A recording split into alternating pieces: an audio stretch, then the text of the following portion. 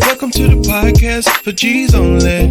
For G's only. And it's for all women who's at the C-suite level. CEO. And we coming your way to share our stories in leadership. So we walking the walk, talking the talk, being the boss lady. Welcome to the C-suite, where we help build women leadership and how to be the boss lady. So welcome to the C-suite. So let's talk about being a CEO. Hello, and welcome to She Suites Podcast with Jodi Hood. It's a place where women C-suite executives share and compare unfiltered realities women face that our male counterparts will never face. We laugh, we cry, we thrive, and we survive.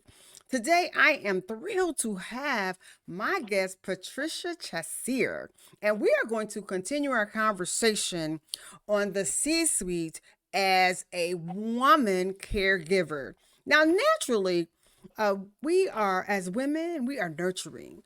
And when a family member is ill, we are more than likely the one who will be the designated caregiver.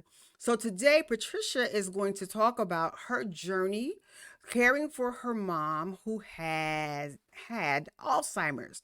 Now, I'm going to ask Patricia to tell us a little bit about herself first. Patricia?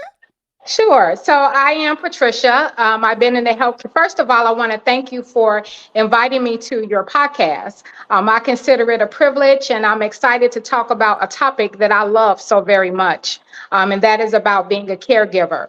But again, my name is Patricia. I have been in the healthcare industry for over 25 years. Currently, I work as a healthcare C-suite executive.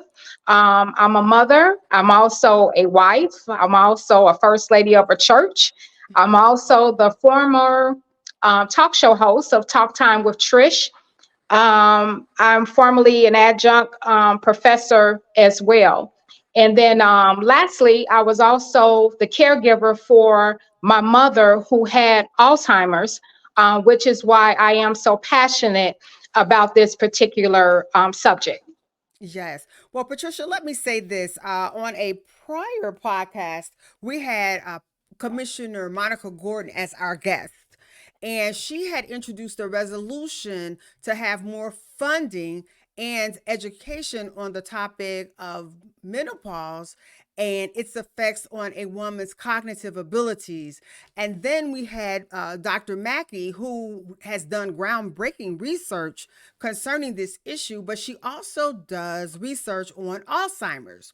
So when I talked to the commissioner, she was really surprised by how many negative comments she got about introducing the resolution. They were saying things like, surely there are more important issues than a woman and cognitive disorder. And I said to myself at that time, I said, I have to have Pat on this show because people are not educated.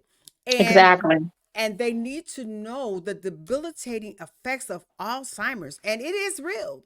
And I figured that if we could get this message out on the podcast about Alzheimer's and what it really is, people will become more educated and they will support the governor in her effort for this resolution. So, Patricia, as living with a mom who had Alzheimer's and had that condition, could you tell us a little bit about what Alzheimer's is and how Yes. debilitating it really can be? Absolutely, absolutely. So Alzheimer's is a brain disease that causes a slow decline in your memory, your thinking, and your reasoning skills. So it can affect a lot for that individual. So you hear stories like, someone called an elderly person's house who, probably had Alzheimer's, and they were able to have the person donate over $10,000. You hear stories like that. Okay, Mhm. in most cases, it's probably because that person is dealing with Alzheimer's. And Mhm. unfortunately, a lot of times it can go overlooked. When we start seeing seniors having problems with their memory, now that it's not in all cases that it's Alzheimer's. However, when it starts impacting their social life, their quality of life, If it's Yes. starting to, just be disruptive, Mm-hmm. then it's certainly time for you to take that person in. Everything starts with the primary physician. It's time for that person to go see a primary physician, and then the primary physician will kind of take things over from there. Now, I'm very passionate about this topic, as I stated, and I Yes. am the author of two books that I wrote, Mm-hmm. and I'm a award-winning author, by the way. Not patting myself on the back, but as women, we have to pat ourselves on the Oh, back. you so deserve it. I'm telling you, because this is a classic case of taking lemons and making lemonade out of it. Because surely your experience, it is remarkable that you put pen to paper so other people who possibly were going through the same experience will know exactly what is happening and what to expect, and especially from the caregiver's perspective. Now, let's talk a little bit about when you first realized that something was going on a little off with your mom, and how that became a long journey. Yeah, so I would say initially when I was living at home, I started to notice that my mom was posting like little sticky notes all around the house to help her to remember certain things. Then Mm-hmm. I can also remember my mom, she used to love to make potato salad. And I remember for Thanksgiving dinner, I remember several of our family members were kind of whispering, and they was like, oh, it seems like, there's no relish in here. There's no this in Mm-hmm. here. There's no that in there. And so that's one of the signs too, is that, again, their memory is affected. You may Mm-hmm. start to notice that they're posting notes all around the house to kind of help them with their memory. You may Right. notice that if this is a person who likes to cook and all of a sudden their food start tasting differently, that Mm. can be a sign. If you notice that the person is having poor judgment, poor judgment meaning, as I was giving the example about someone calling their home asking if they could donate money. Right. Another thing that I want to say is when we talk about the memory. Mm-hmm. Now, sometimes people will have what we call mishaps where they will say, I can't find my keys, right? And Right. and yeah, and so you go into this panic and I can't find my keys. And so a lot of times people will panic and they will say, oh, does that mean something is wrong with me? So, what Mm-hmm. I want to say to your listening audience is if you misplace your keys or if you misplace your purse and, if you misplace something, those things are normal. The Right. problem Especially comes as we in. age. Yes, yes, it's normal. The problem comes in is when we lose the ability to trace our steps. So, what Okay. tends to happen is we misplace our keys. We know that we misplace our keys, and then we Mm-hmm. go around the house and we retrace our steps. Right. But we have loved ones who can misplace their keys and misplace certain things, and they don't recognize that they misplaced, these certain items. A Mm-hmm. couple of other signs that I want to give you is that the person could have a change in their mood and personality. You may Okay. notice that the person is not as outgoing as they used to be. And I know from with my mom was like a social butterfly. But when she developed Alzheimer's, I noticed that her personality started to change. I noticed that Mm-hmm. she was a lot more withdrawn than what she used to be. And she really did not like to participate in social activities like she used to. So those are just Okay. some of the signs. Yeah. So now let's talk about your book. Okay. So tell us I love the title of your book. So tell us the title and how you came to that title and what actually is your book about. What can readers expect? Okay. So in my first book, so actually I wrote two books. In my first Mm-hmm. book, which was Losing a Hero to Alzheimer's, The Story of Pearl, that book is about, it's like a memoir to my mother. And that book is about my journey with my mom living with Alzheimer's. And Mm-hmm. in that book, I address how it impacted her, how it impacted the family, and how it impacted the family dynamics. Oh, that's From huge. Yes. That's very huge. From going through Mm-hmm. this experience, what I share with people is all of the dysfunction, anything that was unsettled in that person's life, Mm-hmm. once they develop Alzheimer's, it's going to come out. Okay. And so it's kind of almost like raising up the carpet. And Okay. you watch these very interesting family dynamics play out. And also too, what I want to say is you will see how relationships become redefined. Mm-hmm. You will see how people will start grieving, and they're grieving the loss of these Mm-hmm. relationships because they recognize that the person is not the same person. So it's just a very interesting dynamic that takes place when a family member is hit with Alzheimer's. And so the purpose of me writing that book is Mm-hmm. I wanted to enlighten everyone about the Mm-hmm. disease. I wanted to encourage families that they're not alone, Yes. as well as give them tips on what they can do to help them to navigate Mm-hmm. through the different experiences that they will have. Yes. In my second book, which is A Caregiver's Guide for Alzheimer's and Dementia: Nine Key Principles, I was Mm-hmm. inspired to write that book because as I would go out and speak, the audience would start to ask me different questions, kind of like Mm-hmm. that frequently asked questions. And Yes. so before I knew it, as I started writing those various questions down, who knew I had a second book? So the second book is A Mm-hmm. Caregiver's Guide for Alzheimer's and Dementia: Nine Key Principles. And it gives the reader Mm-hmm. 9 key principles to be effective as a caregiver. Yes, and that is so important because my husband actually is the CEO of the adult day center located in Inglewood, and Okay. surely caregivers suffer a lot, and they need a lot of respite care, and they also need education on how to deal with their loved ones. Now, Patricia, going back to the resolution of Commissioner Gordon, I I can report that our First Lady of the United States, Jill Biden, has just lobbied and gotten millions of dollars for research. And for that, I am extremely happy that it's coming to the forefront. Now, let's go back to you as a C suite.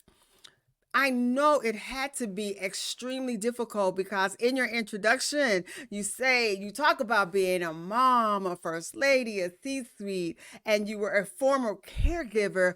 How did you do it? Because, like this podcast is specifically for C suite women and those who aspire to be a C suite. And I always say C suiters are in rarefied air. It's not that many of us. It's like, oh, 10% of women in the United States are C-suiters, and of the 10%, about 3% are African American. So being a C-suite in and of itself, that's a large, heavy load, but you managed to juggle everything so well. So could you just give the readers some little encouragement about how you can still be an executive and juggle all of the cares of life? Yes, and so you nailed it on the head. It is truly a juggling act. So, what I would tell anyone that endeavor to be in the C-suite is that, and you have to juggle all of these various responsibilities. Time management is very, very important. Mm-hmm. And so that was one of the things that, I'm blessed that I was really able to perfect. And so when I was at work, I was engaged at work. I used my time wisely. I did not spend a lot of time doing unnecessary socializing. Mm-hmm. I prioritized my day. I made sure that whatever the priority was for that day, I completed it. I was very focused. Mm-hmm. In regards to raising my children. So obviously they were in school, they had a lot of activities, sports activities, so on and so forth. And so Believe it or not, my husband and I did not have a big support system. It was literally just me and him and the school, to be Oh quite my honest. goodness. Yes, Yes, that so was we did not. Yes, and so my husband and I would have to take turns. So there were some games that he could attend. There were some games that I could attend. And then my children went to a very small private school. And so there were days that we would let them know neither one of us was not going to be able to be in attendance for that, at that particular event, and we right. would ask them could they do just a little extra for our children. And Oh, so, and then in regards to my mother, I'm so happy to hear that you all have that your husband he has a business like that. yes. Because I tell you, with my mother attended a senior daycare, which is very much like, what your husband is the CEO over. And I Right. tell you, had it not been for us to have a resource like that, my husband and I wouldn't even have been able to work. So if I can just be very clear, time management is huge, Mm-hmm. and you have to be intentional about everything. I I had to like be that. Intentional. intentional. I had to be intentional in making sure that I spent quality time with my children together as well as individually. I had to be intentional in making sure that I checked in with my kids every single day. Every Mm-hmm. single day, I had to lay eyes on my children. I had to talk to them, and I had to know how their day was. I had Mm-hmm. to be intentional with interacting with my mother. I had to Yes. be intentional in interacting with my husband, and most importantly, I had to be intentional in making sure that I took time out for myself. There you And a go. lot, Self-care. That's it. yes, yes. And so a lot of times, what I like to do is I like to take walks.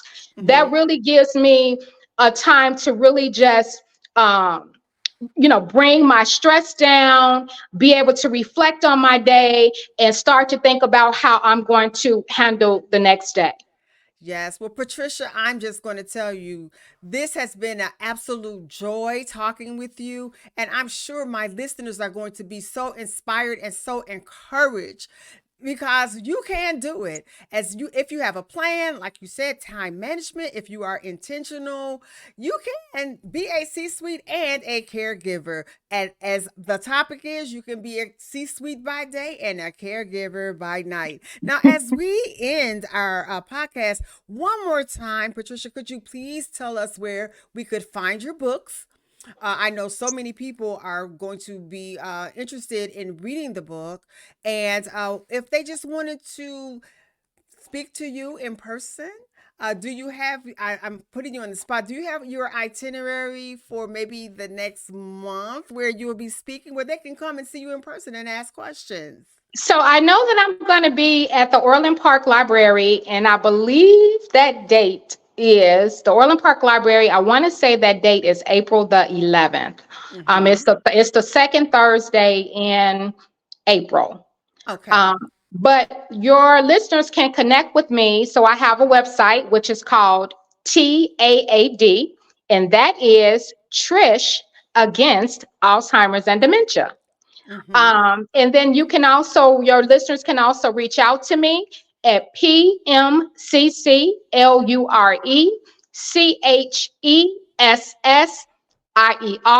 PMCCLURECHESSIER@yahoo.com.